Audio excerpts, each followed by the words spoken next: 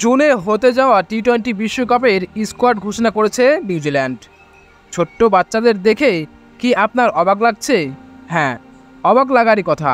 বড় বড় দলগুলো বিশ্বকাপের বেশ অনেকটা আগেই দল ঘোষণা করবে, সেটাই স্বাভাবিক। তবে স্কোয়াড ঘোষণার সময় নিউজিল্যান্ডের অভিনব এই পন্থা নজর কাড়বে যে কারো। নতুন নতুন উপায়ে নিউজিল্যান্ড তাদের বিশ্বকাপের স্কোয়াড ঘোষণা করে, যা ফুটিয়ে তোলে ক্রিকেটের বাইরে এক অনিন্দ্য সৌন্দর্য। ওয়ানডে বিশ্বকাপে পরিবারের সদস্যদের নিয়ে স্কোয়াড ঘোষণা করেছিল কিউইরা, আর এবার দুজন ছোট্ট স্পেশাল গেস্ট স্কোয়াড ঘোষণা করেছে টি-20 বিশ্বকাপের। ওয়ার্ল্ড কাপ আসর সামনে আসলে এক দেশ আরেক দেশে বিশ্বকাপের মতো ফটো সেশনগুলো অনুষ্ঠিত হয় এয়ারপোর্টে বিমানে ওঠার আগে।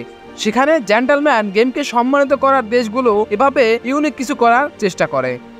সেখানে নিউজিল্যান্ডের এই পথা আরও বেশি প্রশংসা কুড়াচ্ছে। মাতিলদা এবং আঙ্গুস যখন বিশ্বকাপের স্কোয়াড ঘোষণা করেছিল, তখন যেন মনে হচ্ছিল এর থেকে সুন্দর আর কি হতে পারে।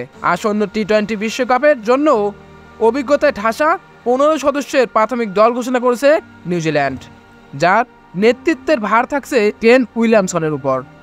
অভিজ্ঞতার মধ্যে স্কোয়াড ঘোষণা করেছে টিম সাউদি ও 10 বোল্টটা দলে থাকায় রাচেন রবীন্দ্র এবং ম্যাট হেনরি। আগে কখনো সংক্ষিপ্ত ফরম্যাটের এই বিশ্বকাপ খেলার অভিজ্ঞতা নেই। বোল্টের এটি 5ম বিশ্বকাপ, সাউদির 7ম এবং উইলিয়ামসনের 6ষ্ঠ বিশ্বকাপ।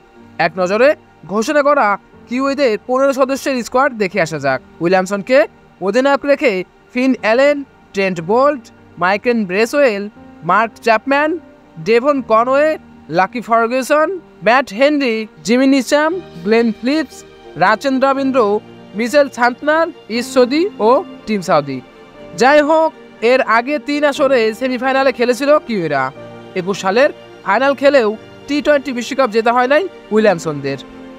এবার বিশ্বকাপ জেতাই একমাত্র লক্ষ্য কিউইদের। Shaon Ahmed, leg sports.